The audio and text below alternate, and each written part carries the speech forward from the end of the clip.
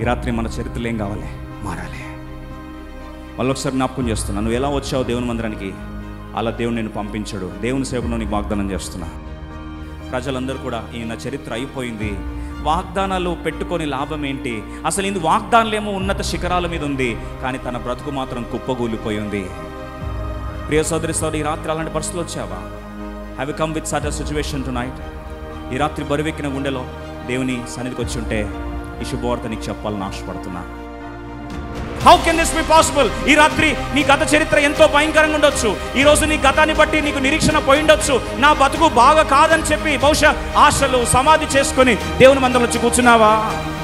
ఈ వాక్యం నీ కొరకే. ఈరోజు ఈ వాక్యం ద్వారా దేవుని లేవనెత్తాలని ఆశపడుతున్నాడు. God wants to lift you up tonight. ఈ రాత్రి మన చరిత్రలు మారాలంటే మన గతం ఏమైనా కావచ్చు, చరిత్రలు మార్చే దేవుని సన్నిధిలో ఉన్నాం.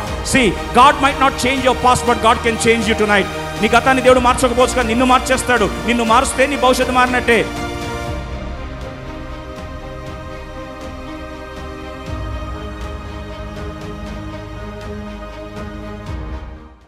పన్నెండు మంది కుమారులు ఎదురు చూస్తూ ఉన్నారు. ఒకరోజు వాళ్ళు ఎదురు చూస్తున్నప్పుడు వారికి ప్రామిస్ కార్డ్స్ అనేవి లేవు, కానీ ప్రామిసెస్ ప్రవక్తలాగా వారి తండ్రే వారి ప్రామిసెస్ అన్నీ కూడా డిక్లేర్ చేస్తూ ఉన్నాడు. ఒక్కసారి ఆలోచించండి, అక్కడ ప్రామిస్ కార్డ్స్ రెడీగా ఉన్నాయి.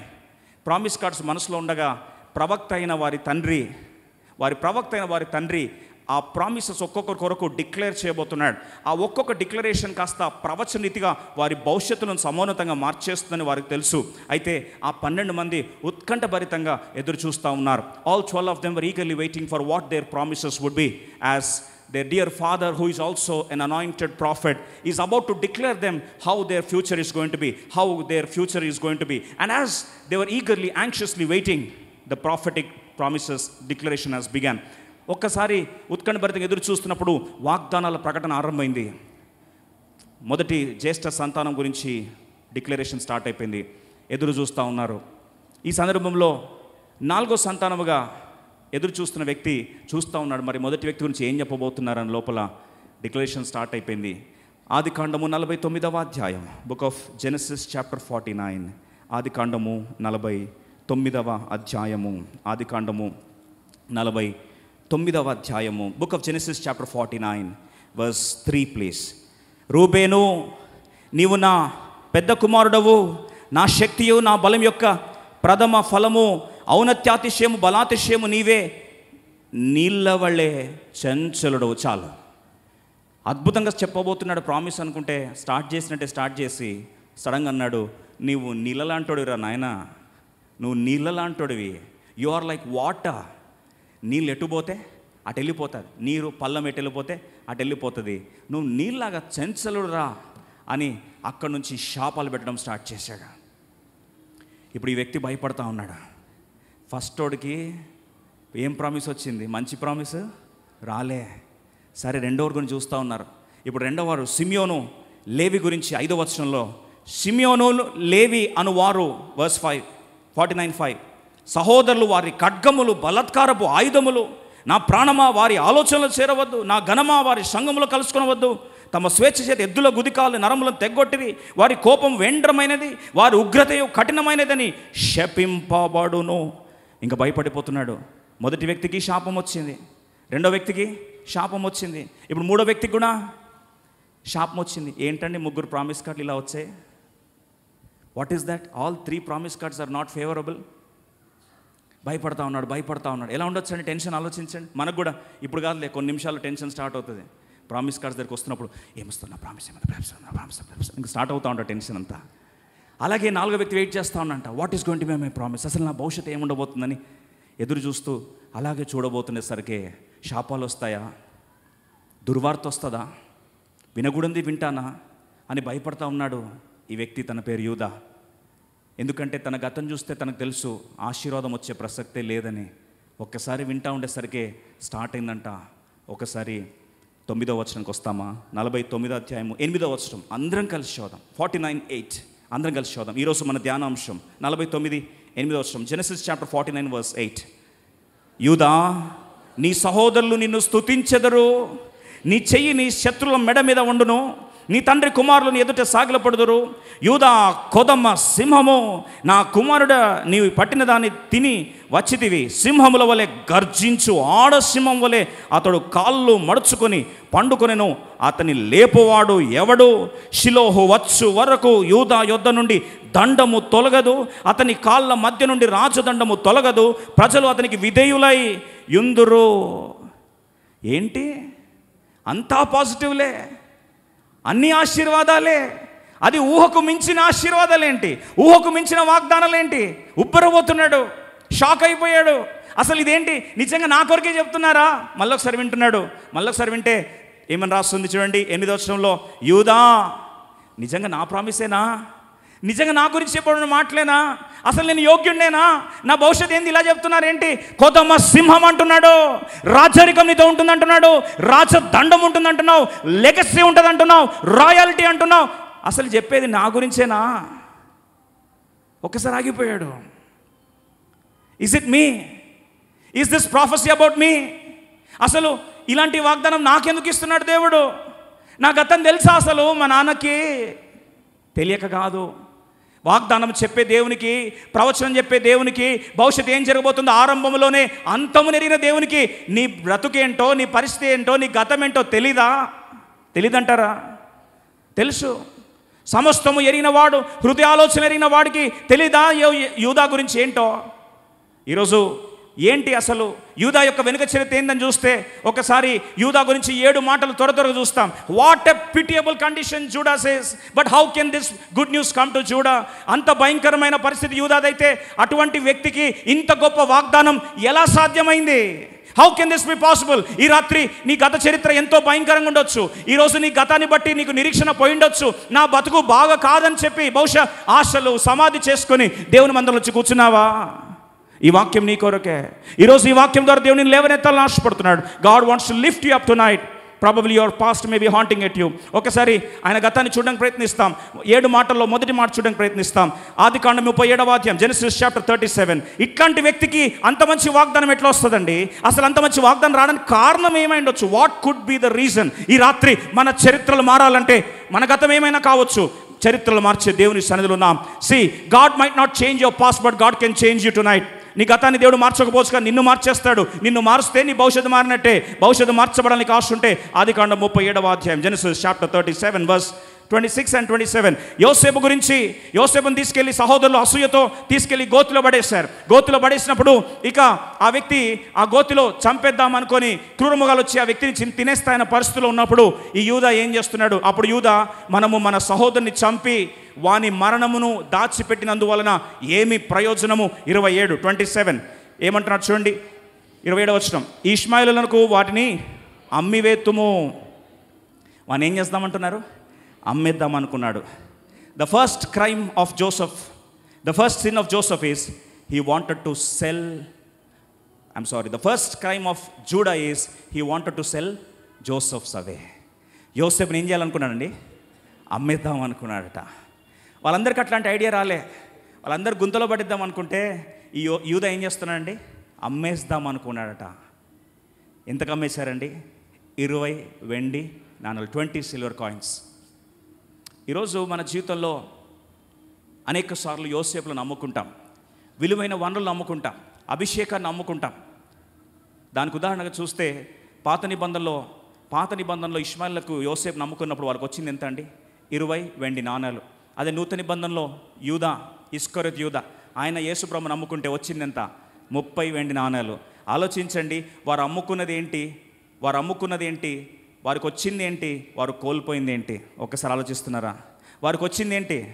20 వెండి నాణాలు లేదా 30 వెండి నాణాలు. కోల్పోయింది ఏంటి? సర్వలోక రక్షకుణ్ణి. ఇక్కడ వారు పొందుకున్నది ఏంటి? 20 వెండి నాణాలు. కోల్పోయింది ఏంటంటే కరువులో వారి చరిత్రను మార్చే సమృద్ధి చిరునామాని ఏం చేశారు? అమ్మేసుకున్నారు. చాలాసార్లు ఈ సంవత్సరంలో మనం చేసిన అతి భయంకరమైన తప్పులో ఒక తప్పు ఏంటి తెలుసా అండి? దేవుడు మనకిచ్చిన ఉచితమైన వనరులను కూడా మనం ఏం చేసామండి? అమ్మేసుకున్నాం. సమయాన్ని అమ్మేసుకున్నాం, తలాంతులు అమ్మేసుకున్నాం, శరీరాన్ని అమ్మేసుకున్నాం, నేత్రాలు అమ్మేసుకున్నాం. విషాదం ఏంటంటే చివరికి ఎంతో విలువైన ఈ యొక్క ఈ యొక్క వనరులు దేవుడు మనకిస్తే, వనరులు అంటే రిసోర్సెస్, విలువైన వనరులు దేవుడు మనం నమ్మి మన చేతిలో పెడితే, సమయాన్ని మన చేతిలో పెడితే ఈ సంవత్సరం అంతా ఇప్పుడు ఏం చేశామండి? వృధా చేసుకున్నాం. నిత్యమైన వాటి మీద ఖర్చు పెట్టాల్సిన మన సమయాన్ని, ఇటర్నల్ థింగ్స్ మీద ఖర్చు పెట్టాల్సిన మన సమయాన్ని ఈరోజు తాత్కాలికమైన వాటి మీద ఏం చేశాం? కాలక్షేపం చేసి దుర్వ్యాపారము చేస్తూ వచ్చాం. అందుకొరకే కదా తప్పిపోయిన కుమారుడు ఏడుస్తూ నాన్న దగ్గరికి వస్తున్నాడు, నానా నానా దయచేసి నన్ను క్షమించుమని. అయితే అక్కడ బైబిల్ రాస్తున్న మాట ఏంటంటే, వాడు నాన్న నుంచి తీసుకున్న ఆస్తి తీసుకొని వెళ్ళి దూరదేశంలోకి వెళ్ళి ఏం చేశాడు? దుర్వ్యాపారము చేసి దాని అంతటి ఏం చేశాడంటండి? పాడు చేసుకున్నాడంట. ఎన్నిసార్లు మన సమయాన్ని మనము పాడు చేసుకుంటూ వచ్చాం. లైఫ్, జీవితం అంటేనే సమయం. అలాంటి సమయాన్ని నిత్యత్వం కొరకు ఖర్చు పెట్టాల్సిన మనము అనేక సార్లు సమయాన్ని ఏం చేస్తామండి? దుర్వినియోగం చేస్తూ వచ్చాం. ఈ శరీరము, ఈ నేత్రాలు, నీ యొక్క శరీరం అంతా కూడా పరిశుద్ధాత్మని ఆలయం అయితే నువ్వు దేని కొరకు వాడుతూ వచ్చావు? ఒక్కసారి ఆలోచిస్తూ ఈరోజు ఈ రాత్రి ఆలోచిస్తున్నట్లయితే, నిజంగా దేవుని మహిమార్థమై వాడబడాల్సిన యోసేపులను, దేవుడిచ్చిన వనరులను, ఉచితమైన వనరులను, మన చరిత్రలు మార్చే వనరులను మనం కాపాడుకోవాల్సిన బదులు మనం ఏం చేస్తున్నామండి? అమ్మి వేసుకుంటూ వచ్చున్నామా? రెండో మాట చూస్తాం. యూదా ఏం చేశాడు? అమ్మేయడం మాత్రమే కాదు, ఆదికాండం 37వ అధ్యాయం 31-35లో అంటాడు, ఈ అమ్మేసిన సత్యాన్ని అమ్మేశాము అని చెప్పకుండా వెళ్ళి క్రూరముగా లేవో వచ్చి నీ కుమారుని ఏం చేశాయి? చంపేశాయ్యా అని ఆ రంగురంగుల చొక్కాని ఒక బిల్లను వధించి, ఒక దూడను వధించి దాంట్లో ముంచి, ఒక మేకను వధించి దాంట్లో ముంచి, ఆ రక్తపు మరకల్లో నిండిన ఆ వస్త్రాన్ని తీసుకెళ్ళి వాళ్ళ నాన్న దగ్గరికి వెళ్ళి అన్నారా, నాన్న ఈ రంగురంగుల వస్త్రపు చొక్కాయి నీ కొడుకుదేనా, యోసేపుదేనా అంటే వారి నాన్న ఆ రోజు నుంచి అతి భయంకరమైన శోకములు ఏమయ్యాడండి? మునిగిపోయాడు. And his mourning was for years and years and years together.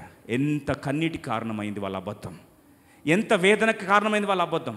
ఈరోజు ఎన్నిసార్లు ఆలోచించు, కొన్నిసార్లు నువ్వు చెప్పే అబద్ధము, కొన్నిసార్లు నువ్వు చెప్పే అబద్ధము కొందరిలో దుఃఖాన్ని మిగిల్చిందా? కొందరిలో కన్నీటిని మిగిల్చిందా? కొందరిలో వేదన మిగిల్చిందా? బహుశా 2 తప్పులు అనుకుంటే మూడోది కెరియర్ విషయంలో స్టార్ట్ చేశాడు. పెళ్లి చేసుకోవాల్సిన టైం వచ్చింది, ఇంట్లో సంబంధాలు చూస్తూ ఉన్నారు. ఇంత గొప్ప వాగ్దానాలు ఉన్న ఈ వ్యక్తి ఏం చేశాడు తెలుసా? చివరికి షూగా అనే ఒక అన్యురాల్ని వివాహం ఆడాడు. అన్యురాల్ని వివాహం ఆడేసరికి అది దేవుని వాక్య విరుద్ధం. విషాదం ఏంటంటే, అతి గొప్ప చరిత్రకు నాంది పలకాల్సిన వ్యక్తి తన వివాహం విషయంలో ఏం చేశాడు? తప్పు చేస్తూ వచ్చాడు. తప్పు చేయడం మాత్రమే కాదు, 2 కుమారులు పుట్టారు. ఓనాను, అలాగే ఆ యొక్క ఏరు అండ్ ఓనాను 2 కుమారులు పుట్టారు. ఆ తర్వాత 3వ వాడు షెలాహు పుట్టాడు. పుట్టిన తర్వాత ఏం చేశారంటే, ఆ మొదటి కొడుకుకి వివాహం చేయడానికి కొరకు తిరిగి అన్య స్త్రీని తీసుకొచ్చి ఒక్కసారి లోకంలో కలిసిపోయాడు. అన్య స్త్రీని తెచ్చి పెళ్లి చేశాడు మొదటి కుమారుడు. ఆ మొదటి కుమారుడు పెళ్లి చేసిన వెంటనే ఆ మొదటి కొడుకు ఏమాడండి? చనిపోయాడు. చనిపోయిన తర్వాత 2వ కుమారుడికి ఆమెను ఇచ్చి, తామారు ఆమెను తీసుకెళ్ళి 2వ కుమారుడికి ఇస్తే ఆ 2వ కుమారుడు ఏమాడండి? చనిపోయాడు. ఇప్పుడు ఆఖరి వాడు చిన్నవాడయ్యేసరికి ఏం చేయాలో తోచలేదు. సరే, 2 బిడ్డలను కళ్ళ ముందు కోల్పోయినాడు. అయినా తను చేసిన తప్పేంటో గుర్తురాలే. చివరికి భార్య కూడా ఏమైందండి? చనిపోయింది. తన కుటుంబంలో 3 చావులు, భార్య చావు, జ్యేష్ఠ కుమారుని చావు, 2వ కుమారుని చావు. ఈ 3 చావులు వస్తే కూడా తన జీవితంలో ఏం చరణం రాలే. పైపెచ్చు ఒకరోజు తన యొక్క శరీరం యొక్క కోరిక తీర్చుకోవడానికి కొరకు ఒకరోజు వేశ్య దగ్గరికి వెళ్ళాడు. ఆ వేశ్య దగ్గరికి వెళ్ళిన తర్వాత ఎప్పుడైతే తను ఆ ప్రాంతానికి వెళ్ళాడో తనకి అర్థం కాలేదు. అయితే ఖర్చులు ఏమి ఇవ్వాలని తెలిసినప్పుడు ఏముంది తన దగ్గర అని చూసినప్పుడు కేవలం ఒక ముద్ర, ఒక దారం, ఒక చేతికర్ర ఉంటే వాటిని పనంగా పెట్టేశాడు. అక్కడ అయిపోయింది. అక్కడ 4వ తప్పు జరిగింది. తీరా చూసేసరికి 5వ తప్పు తన జీవితంలో ఎరిగేసరికి విషాదం ఏంటంటే, ఎవరో కాదు, తన యొక్క సొంత కోడలే. ఒక తప్పు మీద ఒక తప్పు, ఒక తప్పు మీద ఒక తప్పు. ఇక తన పరిస్థితి తట్టుకోలేనంత దయనీయమైన దుర్భరమైన స్థితికి దిగజారిపోతూ వచ్చాడు. చివరికి తనని తెలియలేదు. వెంటనే న్యూస్ వచ్చింది, నీ కోడలు ప్రెగ్నెంట్ అట అనేసరికి వెంటనే వార్త తట్టుకోలేకపోయాడు. తీర్పు శాసనం ప్రకటించాడు, ఆమెని కాల్చి చంపేసేయండి అన్నాడు. అనేసరికి అప్పుడు ఆమె పంపించింది, కాల్చి చంపేయమంటే ఎవరి ద్వారా నేను ప్రెగ్నెంట్ అయ్యానో ఈ గుర్తులు మీరే చూసుకోండి అని చెప్పి పంపిస్తే గుండె బగిలే వార్త ఏంటంటే, ఆ వ్యక్తి ఎవరో కాదు, అది యూదానే. ఎక్కడ స్టార్ట్ అయింది, ఎక్కడికి వెళ్ళిపోయింది యూదా పరిస్థితి అంటే, ఇప్పుడు ఆ యూదా పరిస్థితి సమస్త విషయంలో, సమస్త విషయంలో కోల్పోయిన వాడిగా ఉంటే, ఈరోజు ఆ వ్యక్తి పరిస్థితిని, నా జీవితంలో నాకు నిజంగా మంచి వాగ్దానం వస్తుందా, మంచి వాగ్దానం నేను పొందగలుగుతానా అనుకుంటుంటే, అసలు అన్ఎక్స్పెక్టెడ్గా, అసలు ఎటువంటి కంపారిజన్ కూడా లేనట్లుగా, అసలు కనీసం పొంతన లేనట్లుగా 7 ప్రాంతాల్లో తప్పిపోయి ఉంటే, తన గతము తనను చూసి వెక్కిరి చూపులు చూస్తూ ఉంటే, ఇలాంటి వ్యక్తికి భవిష్యత్తు ఉందంటారంటే ప్రజలందరూ కూడా ఈయన చరిత్ర అయిపోయింది, వాగ్దానాలు పెట్టుకొని లాభం ఏంటి, అసలు ఇది వాగ్దానాలేమో ఉన్నత శిఖరాల మీద ఉంది, కానీ తన బ్రతుకు మాత్రం కుప్పగూలిపోయి ఉంది. ప్రియ సోదరి సోదరి, ఈ రాత్రి అలాంటి పరిస్థితులు వచ్చావా? Have you come with such a situation tonight? ఈ రాత్రి బరువెక్కిన గుండెలో దేవుని సన్నిధికి వచ్చి ఉంటే ఈ శుభవార్త నీకు చెప్పాలని ఆశపడుతున్నా. ఆ వ్యక్తి అంత దుర్భరమైన స్థితిలో, అంత భయంకరమైన పరిస్థితిలో ఉండి, అసలు ఇంకా తన గతం గురించి మాట్లాడడానికి కూడా నోచుకోలేని స్థితి, అసలు తన గతం గురించి మాట్లాడడానికి యోగ్యత కూడా లేని పరిస్థితి ఉంటే, అలాంటి వ్యక్తి జీవితంలో కూడా ఇంత గొప్ప వాగ్దానానికి ఎందుకు వస్తుంది అంటే, పక్షపాతమా? తండ్రికి పక్షపాతం ఉందంటారా? రూబేనుకి ఏమో శాపం పెట్టాడు, సిమియోన్ లేవికి ఏమో శాపం పెట్టాడు, ఈ 400 వచ్చేసరికి వాగ్దానాలు ఎందుకు పాజిటివ్గా మార్చేశాడు అంటే తండ్రికి పక్షపాతం ఉందంటారా? కాదండి. ఈ రాత్రి నీకు శుభవార్త చెప్పాలని ఆశపడుతున్నా. అంత దుర్భరమైన స్థితిలో దిగజారిపోయిన యూదా పరిస్థితిలో దేవుడు 5 అంతల ఆశీర్వాదాన్ని ఇచ్చి ఆ యూదా చరిత్రను మార్చడానికి ఒక్కసారి 5 ఆశీర్వాదాలు త్వర చూడడానికి ప్రయత్నిస్తాం. ఆదికాండం 49వ అధ్యాయం, Genesis chapter 49 verse 8. Genesis chapter 49 verse 8 మొదటి ఆశీర్వాదం చూడండి. అక్కడ రాయబడిన మాట, యూదా నీ సహోదరులు నిన్ను స్తుతించెదరు, people will praise you and you will be leader of the nation. అరణ్యములో, సంఖ్యాకాండం 10:14లో తను అరణ్యంలో ఒక సైనికుడై, ఒక యోధుడై, ఒక లీడర్, నాయకుడై అరణ్యంలో వారిని నడిపించడం ఆరంభించాడు. అసలు ఏంటిది? ఒకప్పుడు 49వ అధ్యాయము 8వ వచనం చూస్తే, నీ శత్రుల మీద నువ్వు విజయం పొందుతావంటే సింహము లాంటి విజయాన్ని ఇవ్వడం ఆరంభించాడు. అసలు నీ రాజదండము నీ చేతిలో ఉంటుంది. 49:10 వచనం మూడోదిగా, రాజదండము నీ చేతిలో ఉంటుందంటే అసలు ఇలాంటి వ్యక్తికి రాజదండం ఏంటి? ఇలాంటి వ్యక్తికి సహోదరు ఎందుకు పొగడాలి?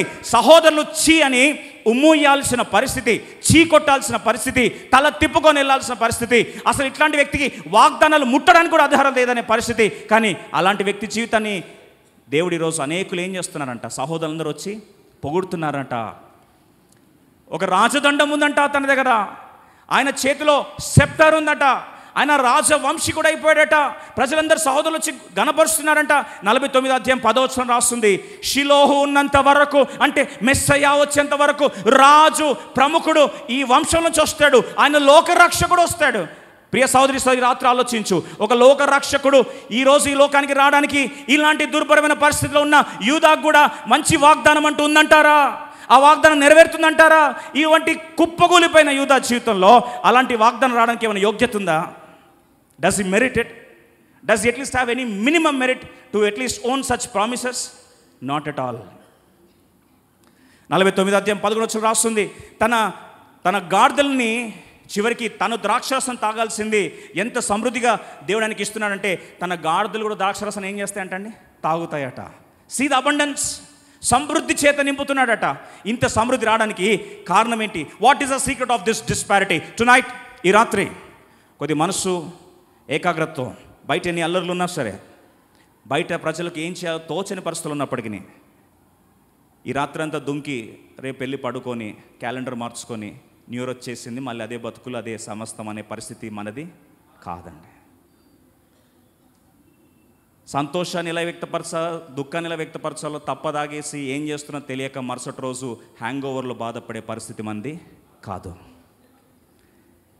ఈ రాత్రి ఎక్కువ సౌండ్ పెట్టి దుంకేసి డ్యాన్సులు చేసి మరుసటి రోజు కాలు నొప్పులు, ఒళ్ళు నొప్పులతో నా బ్రతుకులు ఏమైనా మార్పు వచ్చిందా, క్యాలెండర్ మారుతుంది తప్ప అనే పరిస్థితి మంది కాదు.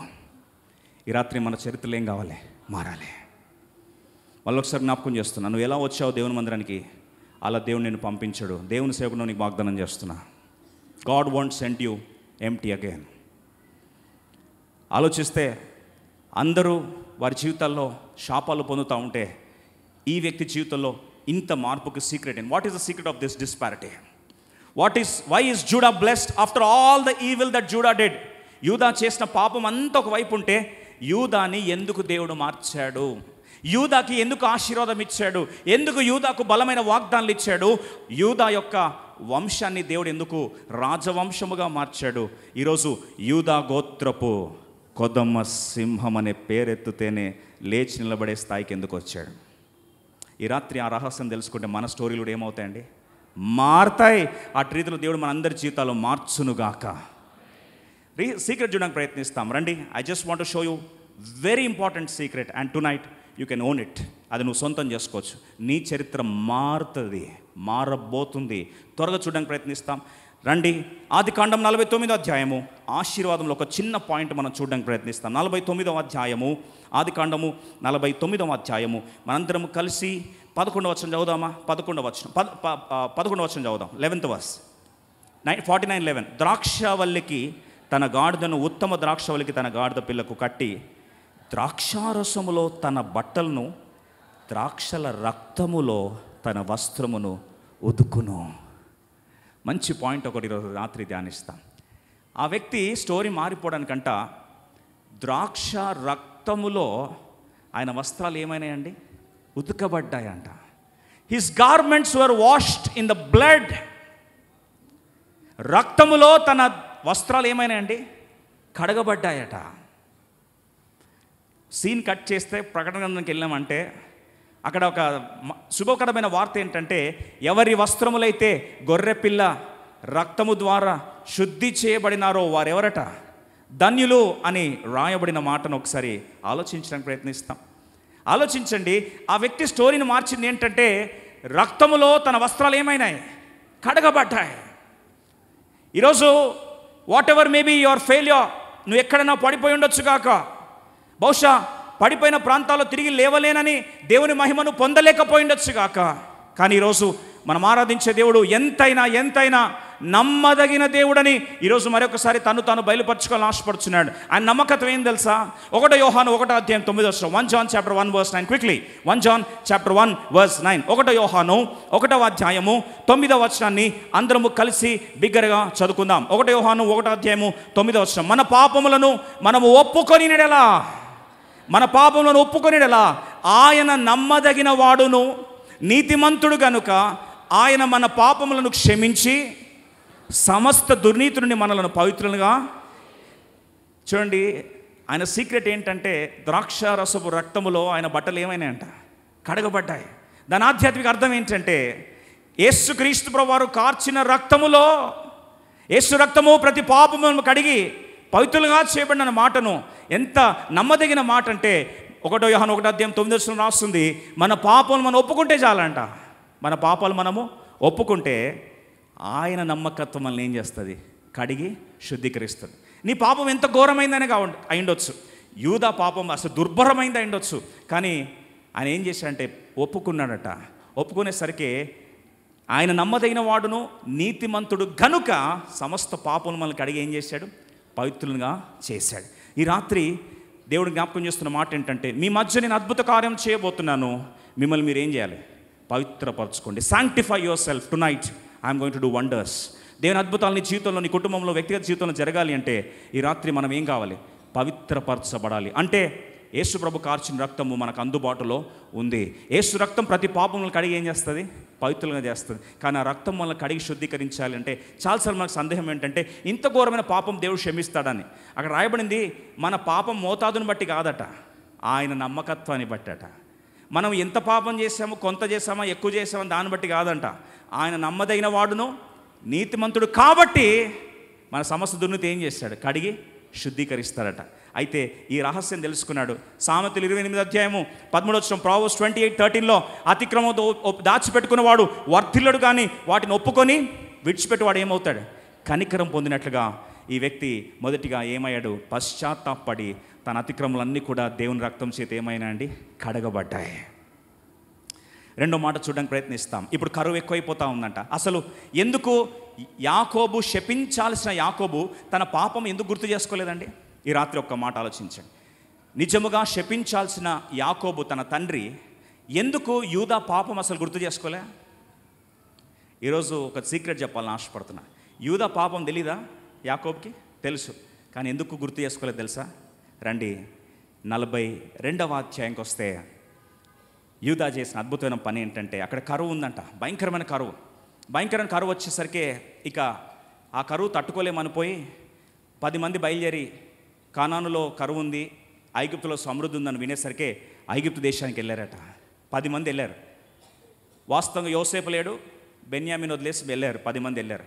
10 మంది వెళ్ళేసరికి వెంటనే యోసేపుకు అర్థమైంది వీళ్ళంతా మా బ్యాచే అని, వీళ్ళంతా మా అన్నలే కదా అని చెప్పి డౌట్ వచ్చి, మీరు వేగులు చూసేవారు, స్పైస్ మీరు అని మీ మీద ఇంటెలిజెన్స్ వర్గం మీ నుంచి రిపోర్ట్ వచ్చిందని చెప్పేసరికి వాళ్ళు పాపం టెన్షన్ అయిపోయి, అయ్యా మేము ఒక తండ్రి యొక్క బిడ్డలు నాయన, మేము 12 మంది నాయన, ఒక వ్యక్తి లేడు నాయన, ఇంకోటి ఇంట్లో ఉన్నాడు నాయన అని స్టోరీ అంతా ఏం చేశారండి, కక్కేసరికి ఇప్పుడు చూడండి, అప్పుడు యోసేపు అన్నాడు, అవునా సరే, నిజంగా మీరు ఆ తండ్రి యొక్క పిల్లలే అయితే ఆ లాస్ట్ ఉన్నాడు కదా, ఎవరు, బెంజమిన్ ఎవరో కాదు, యోసేపు యొక్క సొంత తమ్ముడు.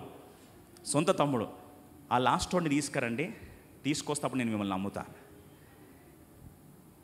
తీసుకొని రాకపోతే అసలు మీరు ఇక్కడ నుంచి పోవడానికే వీలు లేదనేసరికి అప్పుడు సిమ్యోన్ ఏం చేశారు, జామీనుగా పెట్టారు. షూరిటీగా సిమ్యోన్ అక్కడ పెట్టి మోతాదులు ధాన్యాదులు తీసుకొని బయలుదేరి వెళ్ళారు. కొన్ని రోజులు అక్కడ అడ్జస్ట్ అయిపోయారు, తిన్నాం అయిపోయిందిలే, ఎందుకు తమ్ముని తీసుకుని వెళ్ళాలనేసరికి వాళ్ళ నాన్న అన్నాడు, అయ్యో యోసేపు లేడు, ఇప్పుడు సిమియోన్ ఏం ఆడున్నాడు, ఇప్పుడు ఈ బెన్యామిన్కి పోతే నా పరిస్థితి ఏం కావాలి, ఈ తల నెరిసిన దుఃఖంతో నేను సమాధికి వెళ్తే గోతులకు నా వల్ల కాదు, వద్దు అవసరం లేదు, కరువులో చచ్చిపోదాం అన్నాడు. లెట్స్ డై ఇన్ ఫ్యామిన్ అని. ఎన్ని రోజులు చూస్తారండి కరువు? మనం కూడా మన జీవితంలో కొన్నిసార్లు కరువులో ఉండిపోతాం. ఆధ్యాత్మిక కరువు, భౌతిక కరువు, మానసిక కరువు, ఆర్థిక కరువు. కదలం. అరే కదలండి ఆయన అంటే కదలం అంటాం, ఎందుకంటే కదిలే బదులు ఇక్కడ సఫర్ అవుతాం అంటాం. అలాగే సఫర్ అవుతున్నారట వాళ్ళు. అలా సఫర్ అయిపోతూ ఉండేసరికి ఒకరోజు రానే వచ్చింది, సుమారు 2 సంవత్సరాలు అయిపోయిందట. ఇప్పుడు ఏం చేయాలో తోచట్లే, తినడానికి తిండి తిప్పలు లేవు. అప్పుడు వెంటనే యోసేపు యాకోబు అన్నాడు, సరే నాయన ఇప్పుడు ఒకసారి వెళ్ళండి అనేసరికి అప్పుడు యూదా ముందుకు వచ్చి అన్నాడు, నాన్న మేము వెళ్ళాలంటే అక్కడ సార్ ఒక కండిషన్ పెట్టాడు. ఏం కండిషన్ అంటే, మీ తమ్ముని తీసుకొని రావాలంటే బెన్యామిన్ తీసుకొస్తే తప్ప మీ ముఖాలు నాకు చూపించొద్దు అన్నారు. మరి అప్పుడు సిమ్యోని విడిపించుకోవాలా, ఈ బెన్యామిన్ ముఖం చూపించాలంటే, కరువుకిలో సమృద్ధిని తెచ్చుకోవాలంటే, ఇవన్నీ జరగాలంటే ఇప్పుడు నీ బెన్యామిన్ ఏం చేయాలి, పంపించాలని. ఇంక అన్నాడు, సరే నా ప్రాణం పోతే పోని అని చెప్పి పంపించకుండా మొండిగేస్తూ ఉండి అప్పుడు ఒక మాట అన్నాడు. రూబేన్ వచ్చి ముందుకు అన్నాడు. రూబేన్ వచ్చి, నాన్న మీరు నమ్మకపోతే నా 2 పిల్లలు ముందు పెడతాను. 2 పిల్లలు ముందు పెడతాను కూడా నమ్మలేదంట. ఎవరినండి? రూబేన్ని. కానీ యూదా వచ్చి అన్నాడు, నా 2 పిల్లలు ముందు పెట్టడం కాదు, నేనే ముందుకు వస్తా. I will stand as surety. ఈ రాత్రి మాట వింటున్నావా? I will stand as surety. నేనే జామీనుగా నిలబడతా. ఈ రాత్రి ప్రియ సోదరి సోదర, ఆ మాట అనేసరికి యోసేపు యాకోబు దగ్గర, యూదా యాకోబు దగ్గర మాట అనేసరికి తండ్రి చెమ్మగిలిన కన్నులో వెంటనే ఏం చేశాడండి, పంపిస్తే ఇప్పుడు ఆయన పరీక్ష అదే ప్రాంతంలో టెస్ట్ పెడుతున్నాడు దేవుడు. నా ప్రియ సోదరి ఒక నిమిషం ఆలోచించు. అక్కడ బెన్యామిన్ తీసుకుని వచ్చేసరికి యోసేపు కళ్ళలో నీళ్ళు తిరుగుతూ ఉన్నాయి. తమ్మును తెస్తున్నారు, చెప్పినట్టే చేస్తున్నారు. కానీ నిజంగా వీళ్ళు మారారంటారా? నిజంగా ఈ యూదా మారాడంటారా? ఒకప్పుడు యూదా ఏమన్నాడు, మన తమ్ముడిని మనము గుంతలో పడేస్తే మనకు ఏమి లాభము, అది అమ్ముకుంటే మనకు 20 వెండి నాణేలు వస్తాయి కదా అని చెప్పాడు. ఈరోజు నిజంగా మారాడంటావా? కరువు కొరకు కొన్నిసార్లు మనకు కూడా కరువు, బాధలు, కష్టాలు ఎక్కువైపోతే అప్పుడు ఎక్కడ లేని పశ్చాత్తాపం వస్తుంది. ఫరోమారు మనసు అప్పుడు వరకే. ఇప్పుడు ఈయన నిజంగా మారాడు లేదా అని చెప్పి యోసేపు మామూలోడు కాదు, పిచ్చోడు కాదు, టెస్ట్ పెట్టాడు. సరే వెళ్తున్నప్పుడు ఏం చేశాడంటే, బెన్యామిన్ యొక్క బ్యాగ్లో, గోనె సంచిలో 5 రెట్లు పెట్టి తను తాగే వెండి కప్పుని ఏం చేశాడంటే, వెండి గిన్నెని దాచిపెట్టేసి పంపించినప్పుడు వేగులవరు పంపించాడు. సోల్జర్స్ పంపించి అటాక్ చేయకపోయినా అరెస్ట్ చేసేసరికి చెక్ చేసేసరికి మాకేం లేదు, మా ఒట్టు మేము అట్లాంటి కాదని లోపల చెక్ చేసే లోపల ఏం దొరికిందండి, ప్రధానమంత్రి యోసేపు యొక్క వెండి గిన్నె దొరికింది. యు ఆర్ అరెస్టెడ్ అని. తీరా చూస్తే ఎవరు అరెస్ట్ అయ్యారండి? బెన్యామిన్ అరెస్ట్ అయ్యాడు. ఇప్పుడు గుండెలో రైలు పరిగెడుతున్నాయి. బెన్యామిన్ అరెస్ట్ చేసి తీసుకెళ్ళి డైరెక్ట్గా పోలీసు వాళ్ళు తీసుకెళ్ళి ఎవరికి ఇచ్చారండి? ప్రధానమంత్రి యోసేపుకి ఇచ్చే లోపల ఇక వీళ్ళ పరిస్థితి మామూలు పరిస్థితి కాదు. లబోదిబో మొత్తుకుంటున్నారు అందరిలో మెయిన్ ఎవరు మొత్తుకుంటున్నారండి? యూదా మొత్తుకుంటున్నాడు. ఇప్పుడు ఒక మాట వినండి, గాడ్ గివ్స్ సెకండ్ ఛాన్సెస్. మాటి మాటికి దేవుడు రెండో అవకాశం ఇస్తాడు. యాకోబుకు రెండో అవకాశం ఇచ్చాడు, బేతేలు దాటి వెళ్ళిపోతే పెనీల అవకాశం ఇచ్చాడు. యూదా మొదటి అవకాశం తప్పించుకుంటే రెండవ అవకాశం దేవుడు ఇచ్చాడు. మికాలుకు కూడా దావీదు రెండవ అవకాశం ఇచ్చాడు. పేతురు కూడా దేవుడు రెండవ అవకాశం ఇచ్చాడు. God is a God of second chance, but how you respond to second chance decides your destiny. నీ రెండవ అవకాశం ఎలా స్పందిస్తే నీ భవిష్యత్తు అలా నిర్దేశించబడుతుంది. ఇప్పుడు రెండవ అవకాశం ఇచ్చేసరికి వెంటనే అన్నారు, అరెస్ట్ చేసి లోపలేయండి, పంపించము బెన్యామీన్ అనేసరికి రండి. అద్భుతమైన మాట, what a beautiful lines it is. ఆదికాండము 44వ అధ్యాయము, Genesis chapter 43 please, 43. Genesis chapter 44. Let's all read together verse 32, 32, 33 కలిసి చదువుదాం. 32, 33. తమ దాసుని నేను ఈ చిన్నవాణిని గూర్చి నా తండ్రికి పూటబడి నీ వద్దకు నేను అతన్ని తీసుకొని రాని ఎడల నా తండ్రి దృష్టి అందు ఆ నింద నా మీద ఎల్లప్పుడూ ఉండునని చెప్పి తిని, కాబట్టి తమ దాసుని నన్ను ఈ చిన్నవానికి ప్రతిగా ఏలిన వారికి దాసునిగా నుండనిచ్చి ఈ చిన్నవాణ్ణి తన సహోదరులతో వెళ్ళనిమ్ము. ఈ చిన్నవాడు నాతో కూడా లేని ఎడల నా తండ్రి యొద్దకు నేను ఎట్లు వెళ్ళగను. ఒక్క మాట గమనించండి. ఆ రాయబడిన మాట 33వ వచనం ఆది భాగంలో, ఆరంభంలో, తమ దాసుని నేను ఈ చిన్నవాణిని గూర్చి నా తండ్రికి పూటపడి, I stood as a surety for this young boy. నీ వద్దకు నేను అతన్ని తీసుకొని రానిడలా నా తండ్రి దృష్టి అందు ఆ నింద నా మీద ఎల్లప్పుడు ఉండునని చెప్పిదని. కాబట్టి ఈ మాటనండి, కాబట్టి తమ దాసుడైన నన్ను ఈ చిన్నవానికి ప్రతిగా ఏలిన వారికి దాసునిగా నన్ను ఉండనిచ్చి ఈ చిన్నవాణ్ణి తన సహోదరులతో వెళ్ళనిమ్ము. ఒక్కసారి ఆలోచించండి. I just want to close at this point. నూతన సంవత్సరం ప్రవేశించక ముందు గేమ్ చేంజింగ్ తలంపు, చరిత్రలు మార్చే ఆలోచన. ఒకప్పుడు ఈ నోరు ఏమని తెలుసా అండి, ఈ యోసేపును మనం గుంతలో పడేస్తే మనకు ఏమి లాభము, వీడిని ఏం చేస్తాం, అమ్ముకుందామన్న నోరు ఈరోజు అంటుంది అదే యోసేపు ముందు నిలబడి. ప్రియ సోదరి సోదర వినొక్కసారి, అదే యోసేపు నిలబడి, అయ్యా ఈ దాసుని నువ్వు జామీనుగా పెట్టుకో, కానీ ఆ పిల్లవాడిని దయచేసి విడిచిపెట్టేసేయ్యా. Please let this boy go, please keep me as a servant of yours. నీ దాసునిగా నన్ను పెట్టుకో, కానీ ఆ పిల్లవాడిని దయచేసి విడిచిపెట్టేసేయ్యా. మొట్టమొదటిసారిగా బైబిల్లో రాయబడిన మాట.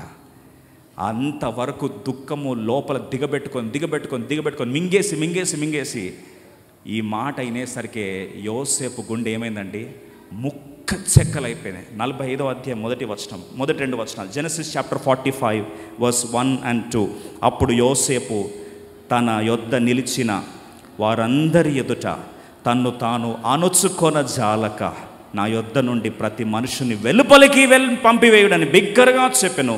యోసేపు తన సహోదరులకు తన్ను తాను తెలియజేసుకున్నప్పుడు ఎవరునూ అతని యొద్ద నిలిచి ఉండలేదు. అతడు వెలుగెత్తి ఏడవగా ఐగుప్తులు ఫరో ఇంటి వారును అక్కడ వెళ్ళి బోరుమని ఏడ్చేశాడట.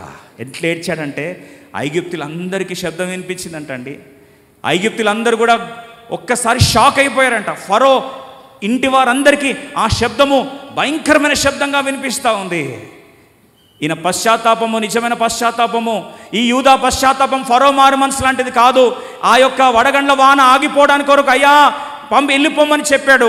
వడగండ్ల వాన ఆగిపోయిన తర్వాత తిరిగి ఆయన హృదయము కాఠిన్యంతో నిండి మారు మనసు కాస్త నిజమైంది కానిదిగా వెళ్ళిపోయింది. కానీ నిజమైన పశ్చాత్తాపము, నా పేరు పెట్టబడిన నా జనులు తాము తగ్గించుకొని ఎప్పుడైతే తమ పాపములను ఒప్పుకొని విజ్ఞాపన పరిచర్య చేస్తే నేను వారి దేశాన్ని ఏం చేస్తాను, బాగు చేస్తానని చెప్పిన ఈ పశ్చాత్తాప సమయంలో మిమ్మల్ని రక్షింపనేరకున్నట్లు ప్రభు హస్తము కూర్చగాలేదు.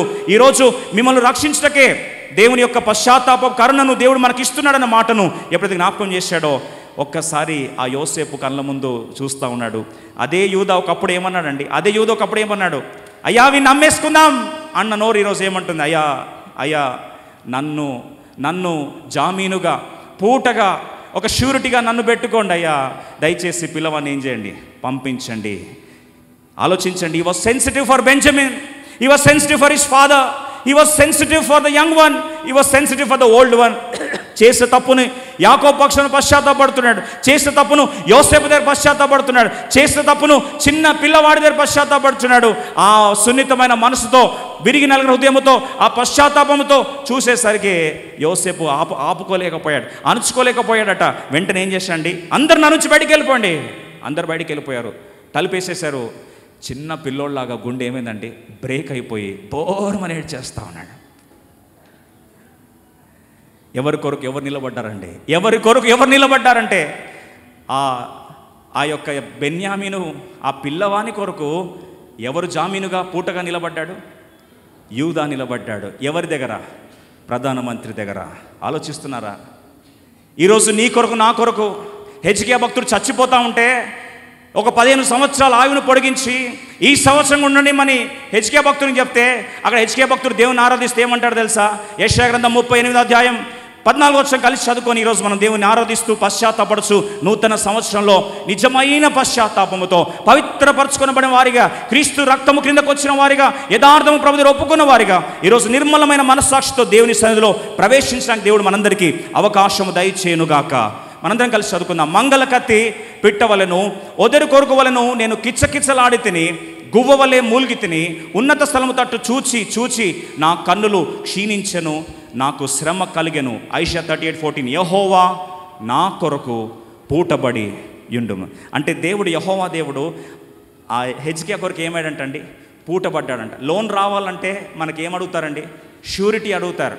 షూరిటీ స్ట్రాంగ్ ఉంటే లోన్ అవుతుంది, శాంక్షన్ అవుతుంది. సంవత్సరం అనే లోన్ అట 2024 అనే ఈ సంవత్సరము కూడా ఉండనిమ్ము.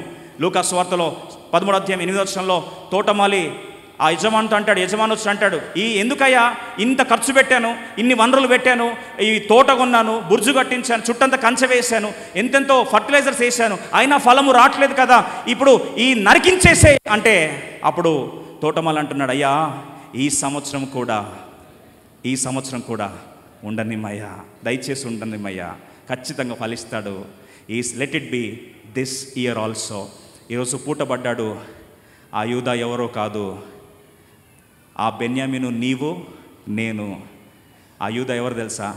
యూదా గోత్రపు కొదమ సింహమైన యేసు ప్రభువారు. బెన్యామీను ప్లేస్లో నువ్వు నేనున్నాం. పూటబడిందేమో యేసు ప్రభువారు. తీర్పు ముందు తండ్రి అయిన దేవుడు కూర్చుంటే ఈ సంవత్సరం కూడా ఉండనిమ్ము. Let it be for this year also. అక్కడ యేసు ప్రభు షూరిటీగా నిలబడితే అక్కడ యూదా జీవితాన్ని మార్చేసి యాకోబు అంటాడు, నీ పాపం ఎన్నటికి నేను జ్ఞాపకము చేసుకోనయ్యా యూదా.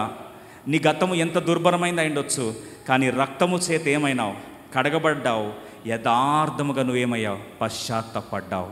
ఎంత యథార్థంగా పశ్చాత్తపడ్డావు అంటే నీ ప్రాణాన్నే అడ్డంగా నిలబెట్టి, షూరిటీగా నిలబెట్టి, కరువులో ఉన్న మా జీవితాలు నువ్వేం చేద్దాం అనుకున్నావు? మార్చాలనుకున్నావు. ఈ పశ్చాత్తాపం చూసిన తర్వాత నిజమైన ఒప్పుకోలున్నప్పుడు ఆయన పాపములు క్షమించి నమ్మదైన వాడు, నీతిమంతుడు కనుక సమస్త దుర్నీతి మనకు అడిగి ఏం చేశాడు? పవిత్రులుగా చేశాడు. కల్వరిశిలలో కార్చిన రక్తాన్ని జ్ఞాపకం చేసుకుంటున్న వారైతే మొదటిగా ఈ సంవత్సరం కూడా ఉండనిమ్మని, ఈరోజు దేవుడు జాలితో, ఓరిమితో, తాలిమితో ఈరోజు ఇంకను మన పట్ల తను పూటవాడిగా, ఒక ష్యూరిటీగా, జామీనుగా నిలబడి ఆయన మన కొరకు విజ్ఞాపన పరిచర్య చేస్తూ ఈరోజు కూడా ఉండనిమ్మని పరిచర్య చేస్తూ క్షమాపణ అవకాశాన్ని నీకు ఇస్తున్నాడా? ఈరోజు దేవుడు అవకాశం వెంబడి అవకాశం, గాడ్ ఆఫ్ సెకండ్ ఛాన్సెస్. ఒకప్పుడు వీడిని అమ్మేస్తామన్న వ్యక్తి అట్లాంటి నోరులో నుంచి, అయ్యా నన్ను పెట్టుకొని ఆ పిల్లవాడిని పంపించండి అయ్యా, నీ దాసుగా నన్ను ఉండనిమ్ము. ఆ తప్పిపోయిన కుమారుడు కూడా ప్రార్థన చేస్తూ వచ్చాడు, తండ్రి నీ కేవలము నీ దాసునిగా నన్ను అంగీకరించయ్యా అన్నాడు. అంతే. కోల్పోయిన సమస్తాన్ని, ఉంగరాన్ని తొలగించాడు, చెప్పులు తొలగించాడు, శ్రేష్టమైన వస్త్రాలు తొలగించాడు, విందును ప్రకటించాడు. ఆ తండ్రి తిరిగి కుమారుడు ఏం చేశాడు? ఆహ్వానించాడు.